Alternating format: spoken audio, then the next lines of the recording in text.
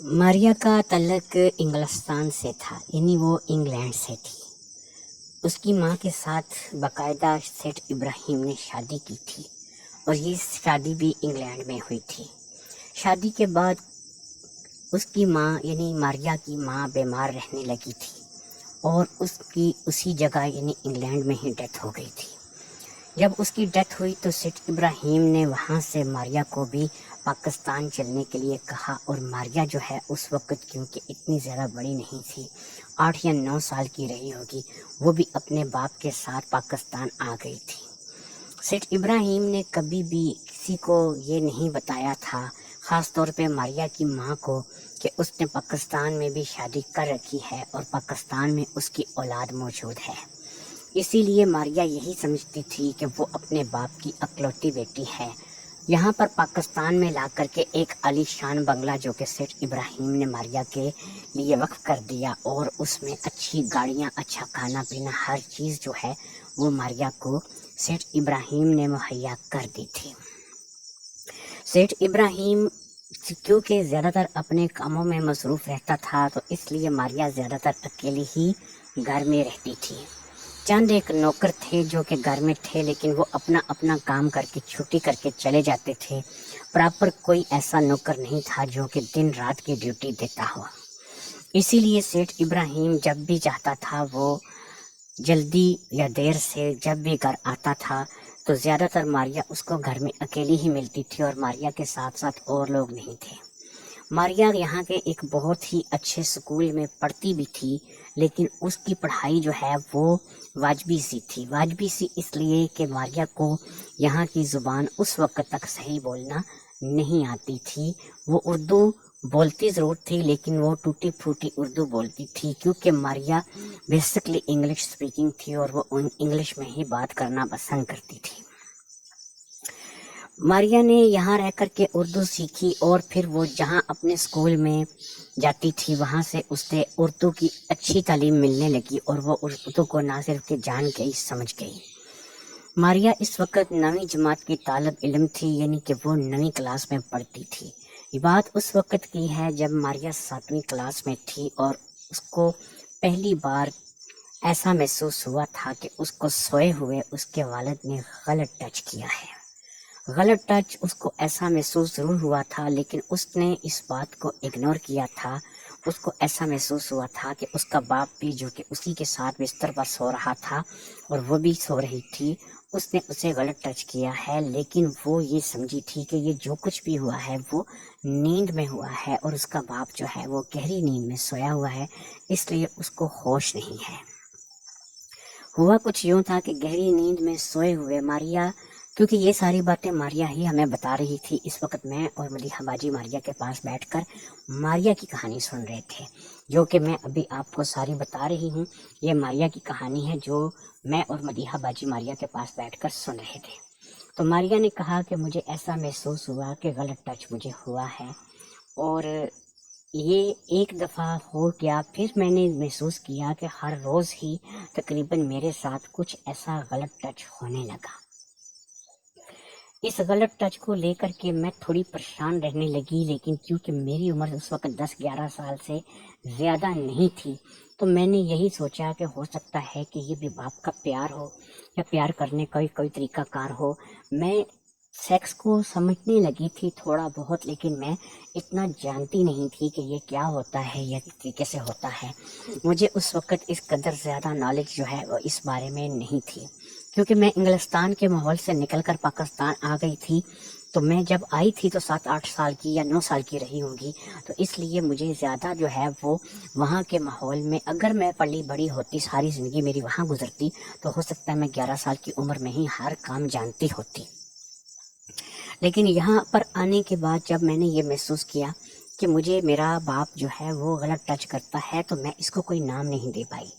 मैंने इसे अपने बाप की मोहब्बत समझा, लेकिन मुझे समझ में नहीं आ रहा था कि ये मोहब्बत जो है ये दिन ब दिन कुछ और ही रंग अख्तियार करते चली जा रही थी। इसी तरह अब ये रोज़ाना होने लगा कि जब भी सेठ इब्राहिम मैं सो रही होती, यानी कि मेरा बाप, وہ مجھے کہیں نہ کہیں ایسی جگہ پر ہاتھ لگاتا جو کہ میرے جسم کا پرائیویٹ پارٹ ہے، اور میں اس جگہ مطلب ہاتھ کسی کو لگانے کی اجازت اس عمر میں بھی بہرحال کسی کو نہیں دیتی تھی۔ کبھی وہ مجھے جو ہے وہ ایسی جگہ پر چھوتا کہ جس جگہ پر میں چھونے کی کسی کو اجازت نہیں دیتی تھی۔ یہ کام رفتہ رفتہ بڑھتا چلا جا رہا تھا۔ مجھے یہ بات پریشان کر رہی تھی کہ سیٹھ ابراہیم یعنی جو میرا باپ ہے یہ میرے ساتھ کر کیا رہا ہے۔ میں اس وقت کیونکہ صرف 11 سال کی تھی تو کسی قسم کا احتجاج کرنے کے قابل بھی نہیں تھی۔ میں نے ایک دفعہ سوتے میں جاگ کر نیم و آنکھیں کھول کر کے بولا ضرور، کہا ضرور کہ ڈیڈی یہ آپ کیا کر رہے ہیں، سونے دینا، اس قسم کی باتیں میں نے کی، لیکن ان باتوں کا سیٹھ ابراہیم پر کوئی اثر نہیں ہوتا تھا۔ وہ الٹا مجھے اپنے گلے لگا لیتا تھا اور مجھے چومنا شروع کر دیتا تھا اور کہتا تھا کہ بیٹا کیا ہو رہا ہے تمہیں کچھ بھی نہیں ہو رہا، میں تو تم سے پیار کر رہا ہوں۔ تو اسی طریقے سے ان کا پیار روز بروز بڑھتا چلا گیا۔ پھر یہ پیار جو ہے یہ کپڑے اتارنے پر آ گیا۔ پھر اس پیار میں میرے کپڑے اتر گئے۔ پہلے انہوں نے میری شلوار کے اندر ہاتھ کرنا شروع کیا اور پھر آہستہ آہستہ میری شلوار بھی اتر گئی۔ پھر انہوں نے میری قمیض بھی اتروا دی۔ پھر ایک وقت ایسا آیا کہ میں فل ننگی ان کے سامنے پڑی ہوتی تھی۔ میرا جسم، میں ایک بچی تھی اور مجھے کچھ بھی کسی چیز کا پتہ نہیں تھا، لیکن کیا کرتی۔ اب آہستہ آہستہ مجھے سمجھ آنی شروع ہو گئی تھی کہ یہ پیار نہیں ہے، یہ ہوس ہے جو میرے باپ کی نظروں میں میرے لیے جاگ چکی ہے، اور اب اس کا میں کوئی ازالہ نہیں کر سکتی۔ وہ میرے بڑے ہونے کا شاید انتظار کر رہا تھا، لیکن وہ مجھے بڑی بھی نہیں ہونے دے رہا تھا۔ اس نے ہر وہ کام میرے ساتھ تقریباً کرنا شروع کر دیا کہ جو کسی بچی کے ساتھ نہیں کرتے ہیں۔ وہ رفتہ رفتہ دن بدن اپنی حدوں کو تجاوز کرنے لگا۔ میں روتی چلاتی، اس کی منتیں کرتی، اس سے معافیاں مانگتی، اس کو واسطے دیتی، لیکن وہ کبھی بھی اپنی حرکتوں سے باز نہیں آتا تھا۔ ایسا لگتا تھا کہ جب وہ اس کام کے لیے اپنے آپ کو آمادہ کرتا تھا تو وہ اپنا آپ مکمل طور پر شیطان کے حوالے کر دیتا تھا اور وہی باتیں سنتا تھا جو شیطان اس کو بولتا تھا۔ لہٰذا اسی طریقے سے میں بڑی ہوتی گئی، اور پھر میں بڑی ہونے کے ساتھ ساتھ اور زیادہ اس کے نزدیک ہوتی چلی گئی، اور اس نے مجھے بالکل ہی بیوی کی طرح سے استعمال کرنا شروع کر دیا۔ میں روتی کرلاتی رہتی، اب تک میں اپنی اسی بات پر قائم ہوں۔ میرا دل و دماغ اس بات کو قبول نہیں کرتا کہ میں اپنے باپ کے ساتھ یہ کام کروں۔ میں اب 14 برس کی ہوں اور مجھے اس بات کا اچھی طرح سے پتہ چل چکا ہے کہ یہ سارا کچھ کیا ہوتا ہے، کیوں ہوتا ہے، اور یہ مجھے پتہ ہے کہ یہ کن رشتوں میں ہوتا ہے اور کن رشتوں میں نہیں ہوتا ہے۔ جس رشتے میں یہ میرے ساتھ کر رہا تھا اس رشتے میں یہ قطعی نہیں ہوتا ہے اور بالکل نہیں ہوتا ہے۔ لیکن میں کیا کرتی، میں سمجھے کہ ایسا ہے کہ میں ایک شہزادی ہوں جو کہ کسی جن کی قید میں ہوں، اور مجھے اس قید سے رہائی کب ملے کہ مجھے اس بات کی سمجھ نہیں آ رہی تھی۔ میں اس بات کو لے کر پریشان تھی۔ پھر میں نے ایک وقت ایسا آیا کہ میں نے اپنے باپ کی یعنی سیٹھ ابراہیم کی کچھ باتیں فون پر سنی، جس سے مجھے یہ پتہ چلا کہ سیٹھ ابراہیم کی ایک اور فیملی بھی ہے جس میں اس کی 2 جوان بچیاں ہیں، اور اس کے علاوہ اس کی بیوی ہے جو کہ بیمار ہے۔ جب سے مجھے اس بات کا پتہ چلا میں دل ہی دل میں یہ دعا کرنے لگی کہ میری کہیں ان سے ملاقات ہو جائے یا میں کسی طریقے سے ان تک پہنچ جاؤں تو ان کو میں بتاؤں کہ میرے ساتھ کیا ظلم ہو رہا ہے، اور میں اس ظلم کے خلاف جو ہے کوئی آواز اٹھاؤں۔ لیکن مجھے آپ لوگوں کا گھر نہیں پتہ تھا اور نہ ہی مجھے آپ لوگوں کے بارے میں کچھ پتہ تھا۔ اسی طرح جب کچھ وقت گزر گیا تو مجھے سیٹھ ابراہیم نے یعنی میرے باپ نے اس چیز کو شو کر دیا۔ اس نے مجھے بتا دیا کہ اس کی ایک اور فیملی بھی ہے، اور اس فیملی سے اس کی بچیاں بھی ہیں اور اس کی بیوی بھی ہے، اور وہ اس طریقے سے اسی ملک پاکستان میں کسی اور علاقے میں اپنا شاندار بنگلے میں رہتا ہے۔ وہ کبھی یہاں میرے پاس سو جاتا تھا، میرے پاس رہتا تھا، اور کبھی وہ میرے پاس نہیں رہتا تھا۔ میں بھی تنہا رہ کر تنہائی کی اس قدر عادی ہو چکی تھی کہ وہ اگر آئے یا نہ آئے مجھے اس کام سے کوئی فرق نہیں پڑتا تھا۔ کھانے کی ہر چیز فریج میں موجود تھی، ویسے بھی وہ کئی چیزیں میرے لیے لے آتا تھا، اس لیے مجھے کسی قسم کی پریشانی کھانے پینے کی نہیں تھی۔ اچھے سے اچھے کپڑے، جوتی، ہر چیز میرے پاس موجود تھی۔ نہیں تھی تو مجھے ایک تسلی نہیں تھی، میرے دل کو سکون نہیں تھا۔ پھر ایک وقت ایسا آیا کہ وہ ایک لڑکی کو لے کر کے یہاں آیا۔ उस लड़की ने अपना नाम मरजान बताया और उसने बताया कि वो मेरी बड़ी बहन है और वो भी सेठ इब्राहिम की बेटी है। वो मुझसे मिलकर बहुत खुश हुई। मेरी बहन आई थी, मेरे खुशी का कोई ठिकाना नहीं था, मेरे पाँव ज़मीन पर नहीं लग रहे थे। मैं बेहद खुश थी और फिर इसी खुशी में मैंने उसे अपने सीने से लगा लिया और मैंने जी भरकर रोई और मैंने उसे अपनी सारी बातें बतानी शुरू कर दी। मुझे पता था कि मेरी बहन है, वो मेरे काम आएगी और मुझे ज़रूर इस जंगल से निकालेगी जिस अजियत में मैं मुब्तला थी, जिस काम में मैं फंसी हुई थी। मेरी सारी बात सुन करके उसने मुझे अपने सीने से हटाया और बड़े ही प्यार से मेरे चेहरे पर हाथ फेर कर कहा, अरे गुड़िया, तू इस बात की फिक्र क्यों करती है? तू देखना क्या होता है, मैं खुद डैडी से बात करूँगी, तुम्हारा कुछ भी नहीं होगा, तुम्हारी जान बहुत जल्द छूट जाएगी। उसने मुझे ये तसल्ली दी तो मुझे ऐसा लगा कि मुझे पूरी दुनिया की दौलत मिल गई और मैं बहुत ही मन में खुश हुई कि अल्लाह ने मेरी मदद की है और मेरी बहन को मेरे पास भेज दिया है। वो मरजान को छोड़कर, यानी मेरे बाप, मेरे डैडी सेठ इब्राहिम मरजान को मेरे पास छोड़ करके किसी काम से चले गए थे और मैं मरजान के साथ घर में उस वक़्त अकेली थी।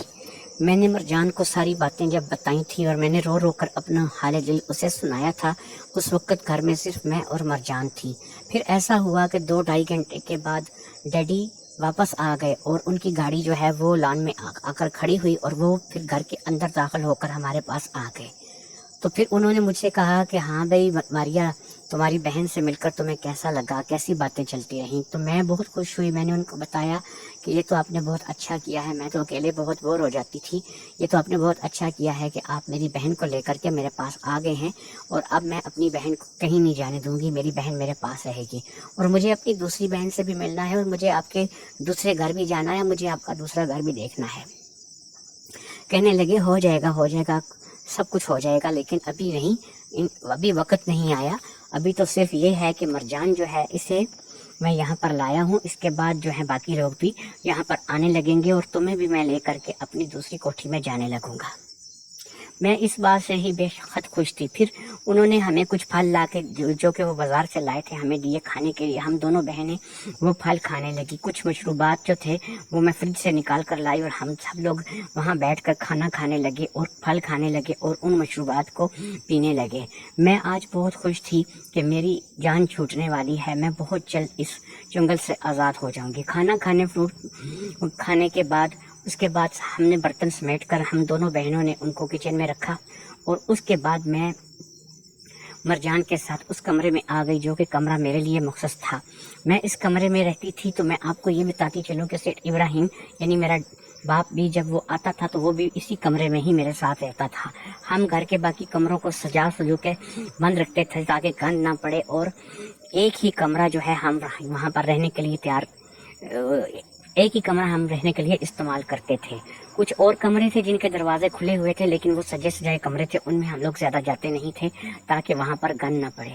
मैं मरजान के साथ और सेठ इब्राहिम यानी अपने डैडी के साथ एक कमरे में चली गई और वो मुझे लेकर के उस कमरे में चले गए जो कि कमरा मेरे इस्तेमाल में था, जो कि मेरा बेडरूम था, मेरा कमरा था।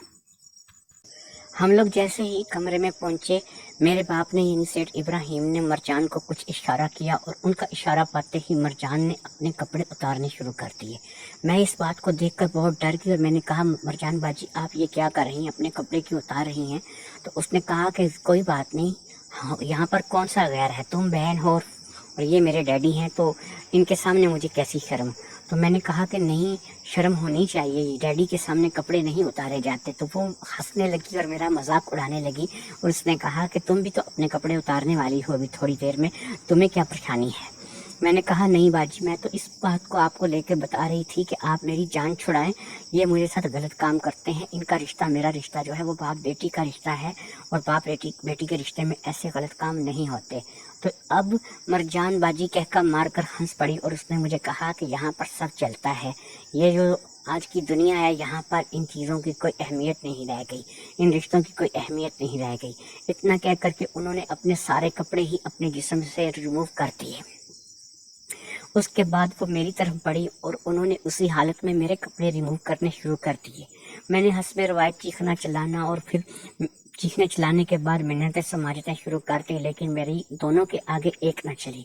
दोनों ही मेरे कपड़े रिमूव करने के चक्कर में लगे हुए थे और फिर मैं भी उसी हालत में आ गई जिस हालत में थोड़ी देर पहले बाजी मरजान मेरे सामने हुई थी।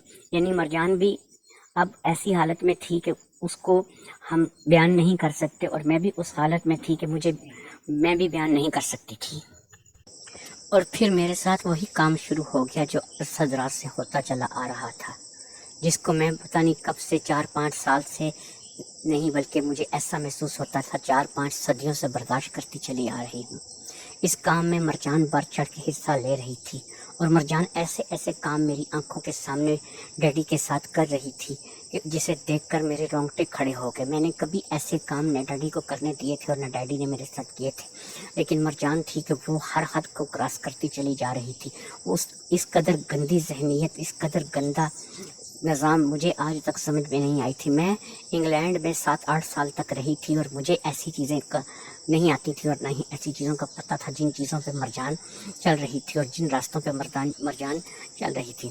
उसके बाद मरजान वहाँ थोड़ी देर के लिए रुकी और फिर मुझे वहाँ छोड़कर दोनों वहाँ से रवाना हो गए। फिर उसके बाद हर तीसरे चौथे दिन में मरजान उनके साथ आ जाती और मेरे साथ मरजान के साथ दोनों के साथ वही काम चलता जो कि हमारे साथ अरसा दराज से चल रहा था। मैं रो दो कर चुप कर जाती। मुझे समझ में नहीं आ रहा था कि मैं क्या करूं, कहाँ जाऊं, कहाँ टक्कर मारूं। मुझे इस बात का कुछ भी अंदाज़ा नहीं था कि मेरे साथ क्या हो रहा है। मैं तो एक लम्हे के लिए खुश हुई थी कि मुझे एक ऐसी बहन मिल जाएगी कि जो मेरी मदद करेगी, जो मुझे इस जंगल से निकालेगी। लेकिन यहाँ पर तो काम ही सारा उल्टा चल रहा था। मेरी बहन तो मेरे बाप से भी बड़ी शैतान थी, बल्कि मैं तो कहती हूँ कि मेरे बाप का तो बहुत कम कसूर था। जिस हिसाब में वो कर रही थी वो मुझे उसका तो बहुत ही ज़्यादा कसूर नज़र आ रहा था। मैं इन बातों को लेकर के बेहद परेशान थी। इन्हीं बातों में वक्त गुजर रहा था कि फिर एक दिन आप लोग आ गईं। अब आगे आप मुझे बताइए कि मैं क्या करूं। मैं क्यों कहूं कि आप लोग मेरे पास बैठो, मेरे पास रहो, मेरे साथ खेलो, मुझे अपनाओ। मुझे जबकि पता है कि आप भी मरजान की तरह मेरे साथ वही कुछ करेंगी। मैंने एक आस लगाई थी जो कि मरजान से लगाई थी, लेकिन मरजान ने मेरे साथ जो किया उसको देखकर मेरी अब मैं किसके साथ आस लगाऊं, किसके ऊपर उम्मीद रखूं, कौन मेरे साथ चलेगा, कौन जो है वो मेरे काम आएगा। इसीलिए जब आप आई तो मैंने आपको कहा कि आप यहाँ से चली जाएं और कोई भी उधर का हमारे पास ना आए, मेरे पास कोई भी वहाँ का ना आए। इस चीज़ को लेकर के मैं परेशान थी। सारी बात सुन करके मारिया फूट फूट कर रोने लगी। उसकी रोने की आवाज़ इस कदर बुलंद हुई कि एक दफ़ा फिर उठकर मदीहा बाजी ने मारिया को अपने गले से लगा लिया। अब मदीहा बाजी ने कहा, मारिया चुप करो और मेरी बात सुनो, अपने आंसू पूछ लो, समझो तुम्हारी जो भी तुम पे जुल्म होना था या तुम्हारे साथ जो भी हुआ है वो यहीं तक था। अब तुम्हारे साथ आइंदा कुछ नहीं होगा। तुम्हें थोड़ा सा वक्त और गुजारना होगा और हम तुम्हें जो भी बताते हैं तुम्हें उसके मुताबिक से काम करना होगा। मैं तुम्हें ये यकीन दिलाती हूँ कि मैं तुम्हारी बहन हूँ, बड़ी बहन हूँ, मैं तुम्हारे साथ हूँ और मैं तुम्हें इस जंगल से निकालने में तुम्हारी पूरी मदद करूँगी। मैं सेठ इब्राहिम जैसे शैतान आदमी को बाप भी कहना गवारा नहीं करती। तुम उससे अगर बाप कहती हो तो कहती रहो, लेकिन मैं उसकी असलियत जान चुकी हूँ तो मैं अब उसे बाप भी कहना गवारा नहीं करती। इसलिए अब तुमने सिर्फ एक काम करना है और वो काम तुमने ये करना है कि जैसा मैं तुम्हें कहती हूँ अब तुमने वैसा करते चले जाना है। अगर तुम चाहती हो कि तुम्हारी तमाम महरूमियों का बदला लिया जाए, तुम्हारे तमाम मामलात को देखा जाए, तो तुमने वो करना है जो कि तुम्हें मैं बोलूँगी। अब मारिया ने कहा कि मुझे क्या करना होगा। तो मदीहा बाजी ने मारिया को समझाना शुरू कर दिया। मैं भी मदीहा बाजी की बातें सुन रही थी। मदीहा बाजी की बातें सुन के यकीन करो मैं थोड़ी सी डर गई थी कि हम इतना बुरा सलूक जो है वो सेठ इब्राहिम के साथ करने जा रहे हैं। मैं आपको ये बता देती हूँ कि मदीहा बाजी ने किसी पुलिस, किसी कानून, किसी वकील के चक्कर में पड़ने की सोची ही नहीं थी, बल्कि उन्होंने मारिया को एक और रास्ता बताया था और वो रास्ता ऐसा रास्ता था कि जिस रास्ते पे अगर मारिया चल निकली तो सेठ इब्राहिम और सेठ इब्राहिम के साथ साथ मरजान और पता नहीं कितनों का ही नाश हो जाएगा। लेकिन बहरहाल मदीहा बाजी अपने ऊपर जबर करके, अपने दिल पे पत्थर रख के वो ये सब कुछ मारिया को समझा रही थी। پھر انہوں نے کوئی چیزیں اپنے پرس میں سے نکال کر کے ماریہ کے حوالے کی۔ جب ماریہ نے وہ چیزیں لے لی تو ان کے طریقہ کار سارا سمجھا کر کے ان سب باتیں کر کرا کے پھر مدیحہ باجی نے ماریہ سے اجازت لی اور ماریہ کو ایک دفعہ پھر گلے لگایا اور اس کو یہ بولا کہ مجھے صرف یہ بتا دو کہ کون کون سا وقت ہے جب یہاں پر ڈیڈی نہیں ہوتے، کیونکہ میں تم سے ملنے آتی جاتی رہوں گی۔ اور ہاں، یہ جو چوکیدار ہے باہر، اس کو میں جب آئی تھی میں نے اپنا نام بتایا تھا، کیا یہ چوکیدار میرے آنے کا بتائے گا؟ کیا یہ اس کے بارے میں بات کرے گا؟ ماریہ نے کہا نہیں کرے گا، یہ چوکیدار جو ہے یہ آپ کے بارے میں کچھ بھی نہیں بتائے گا اور نہیں کرے گا۔ کیوں کہ یہ پہلے بھی ایسا کر چکا ہے کہ میں کبھی کبھی یہاں گھر سے باہر مارکیٹ تک چلی جاتی تھی، گھومنے پھرنے کے لیے تھوڑی نکل جاتی تھی جب ڈیڈی گھر پہ نہیں ہوتے تھے اور میں اکیلے بور ہو جاتی تھی، تو میں اس کو 1500 دے کے چپ کرا دیتی تھی اور یہ چپ ہو جاتا تھا اور یہ کبھی بھی نہیں بتاتا تھا کہ میں گئی ہوں۔ آج تک تو اس نے منہ نہیں کھولا۔ آپ کے آنے کے بارے میں بھی میں اسے خبردار کر دوں گی، اور آپ جب بھی آیا کریں گی میں اس کو بولا کروں گی کہ میں تمہیں پیسے دوں گی، تم جو ہے نہ بتایا کرنا ڈیڈی کو کہ مجھے بھی کچھ لوگ ملنے آتے ہیں۔ اب میں نے کہا کہ ٹھیک ہے، تمہارا یہ چوکیدار جو ہے، یہ میں نے ایک ہی دفعہ اس کے سامنے نام اپنا بتایا تھا کہ میں فلاں ہوں اور میں سہیلی ہوں، ماریہ کی اور سے ملنے کے لیے آئی ہوں۔ اگر یہ سہیلی کے بارے میں بتا بھی دے گا کہ ماریہ سے کوئی سہیلیاں ملنے آتی ہیں، تو تم یہ بہانہ بنا سکتی ہو کہ میں بھئی یہیں قریب سے کہیں کسی کوٹھی سے آتی ہوں، یا ہو سکتا ہے تو بہتر تو یہی ہے کہ تم اپنے چوکیدار کو منع کر دو، ہم اسے 1500 دے دیا کریں گے جب بھی آیا کریں گے، تاکہ یہ اس بارے میں زبان نہ کھولے۔ پھر میں نے مدیحہ باجی نے اور ماریہ نے بیٹھ کر کے ایک دفعہ پھر اچھا سا کھانا کھایا جو کہ فریج میں سے نکال کر گرم کیا گیا، اور ہم تینوں نے مل کر جو ہے وہ ایک دوسرے کے ساتھ خوب ہنسی مذاق کیا اور ماریہ کو اس قدر تسلی دی۔ میرا ذکر جب ماریہ کے سامنے ہوا تو پوچھا گیا کہ میں کون ہوں، تو پھر مدیحہ نے بتایا کہ یہی تو وہ ہے جو مجھے تم تک لے کر کے آئی ہے، اور اس کی جو کہانی ہے وہ بہت لمبی کہانی ہے، یہ بھی ایک ظلم کا شکار ہے، لیکن اس کی کہانی میں تمہیں بعد میں بتاؤں گی۔ فی الحال میں نے تمہیں جو بتایا ہے تم نے وہی کرنا ہے، اور اسی طریقے سے تم نے اپنا وقت گزارنا ہے۔ ہم لوگ وہاں سے رخصت ہوئیں تو ماریہ پھوٹ پھوٹ کر ایک دفعہ پھر رونے لگی۔ وہ کبھی میرے گلے لگتی، کبھی مدیحہ باجی کے گلے لگتی۔ مدیحہ باجی کو تو وہ چھوڑ ہی نہیں رہی تھی، لیکن اب کیا کیا جا سکتا تھا کہ ہم لوگوں کو واپس بھی پہنچنا تھا۔ خیر ہم لوگ وہاں سے واپس ہوئیں اور پھر اسی گاڑی میں جو کہ مدیحہ باجی لے کر کے آئی تھی، اس گاڑی میں واپس ہم لوگ اپنے بنگلے پہنچ جائیں۔ ہم نے آتی دفعہ کیونکہ اب مکان کا کوٹھی کا پتہ چل چکا تھا، تو اب کیونکہ مدیحہ باجی سارے شہر کی واقف تھی، تو آتی دفعہ اس نے ایسے راستے اختیار کیے تھے کہ ہم بہت کم وقت میں اپنی کوٹھی اور اپنے راستے میں پہنچ آئے تھے۔ یہاں پر پہنچ کر میں آپ کو یہ بتا دیتا ہوں کہ مدیحہ باجی میں نے جیسا کہ آپ کو بتایا تھا کہ بہت اچھی لڑکی تھی، اور مدیحہ باجی واقعہ ہی جو کچھ کرنا جا رہی تھی اور جو کچھ وہ سیٹھ ابراہیم کے ساتھ کرنے جا رہی تھی، یہ سوچ کر ہی میری روح کانپ جاتی تھی۔ بہرحال جیسے جو جیسا کرے گا ویسا بھرے گا والی مثال جو تھی، وہ تو بہرحال ہمارے ہاں استعمال ہوتی ہی تھی۔ اگر ماریہ نے اپنا کام ٹھیک طریقے سے انجام دینا شروع کر دیا تو بہت جلد ہمیں اس بات کا رزلٹ مل جانا تھا، کیونکہ اب اس انسان کا کوئی علاج نہیں تھا۔ ہم اگر کسی پولیس تھانہ کچہری کسی جگہ پہ اس کو لے کر جاتے تو زیادہ سے زیادہ 5 سے 6 سال میں یہ چھوٹ کر واپس آ جاتا۔ اگر ہم اسے پولیس تھانہ کچہری میں نہ لے کر کے جاتے تو یہ اور زیادہ شیر ہو جاتا۔ 5-6 سال کی سزا، زیادہ سے زیادہ 10 سال کی سزا اس کو ہو سکتی تھی۔ مدیحہ باجی نے بتایا اس سے زیادہ سزا اس کو نہیں ہوگی، اور پھر یہ مافیا وغیرہ لگوا کے پتہ نہیں کیسے کیسے لین دین کر کے یہ بھی تو ہو سکتا ہے کہ یہ اپنا کیس ہی اس قدر کمزور کروا لے کہ اس کو اتنی زیادہ سخت سزا نہ ہو، اور یہ 1-2 سال میں پھر آ کر ہمارے سر پر سوار ہو جائے۔ کیونکہ یہ تو پاکستان ہے، اور پاکستان کے قانون کا آپ کو پتہ ہی ہے، جس کے پاس پیسہ ہے اسی کا سارا کام ہے۔ یہاں پر یہ کوئی نہیں دیکھتا کہ کسی نے اپنی بہو بیٹی یا بہن کو لوٹ لیا، یہاں پر یہ دیکھتے ہیں کہ اس کے جیب میں پیسے کتنے ہیں اور یہ کتنا امیر ہے۔ تو یہ بات جو ہے وہ سیٹھ ابراہیم کے حق میں جا سکتی تھی، کیونکہ ہمارا قانون جو ہے یہاں کا اس طریقے کا تھا۔ ہاں اگر انگلینڈ میں ہوتی یہ ساری کہانی انگلینڈ میں ہوتی تو ہو سکتا ہے کہ وہاں پر اسے سخت سے سخت سزا دی جاتی اور یہ کبھی آئندہ ہمارے ساتھ ملنے کے لیے نہ رہتا، لیکن یہاں پر مجھے ہمارے قانون پہ اتنا ہی بھروسہ تھا جتنا کہ آپ لوگوں کو ہے، تو اس لیے میں نے یہ ساری باتیں सोची थी कि मदीहा बाजी जो करने जा रही थी वो एक लिहाज से ठीक ही था, क्योंकि अब अगर हम लोग कानून का सहारा लेते, पुलिस का सहारा लेते, तो ये हमारे यहाँ से बचकर निकल सकता था। जो सज़ा मदीहा बाजी ने इसके लिए तजवीज़ की थी सेठ इब्राहिम के लिए, वो अकेले सेठ इब्राहिम के लिए तजवीज़ नहीं की गई थी। मारिया की कहानी जानकर यकीन करें कि मुझे और मदीहा बाजी को बेहद दुख हुआ था। मारिया मुकम्मल तौर पर सेठ इब्राहिम के साथ मिली हुई थी और अब मुझे पक्का यकीन था कि 70,000 रुपये की चोरी मारिया ने की थी और वहीं से ये कहानी चली थी कि मैं अपनी इज्जत गंवा बैठी थी एक लड़की के लिए जो कि मेरे साथ जो है वो ये सलूक वाकई करवाना चाहती थी। फिर मुझे सुमेरा की याद आई कि सुमेरा ने मुझे क्यों नंबर दिया सेठ इब्राहिम का।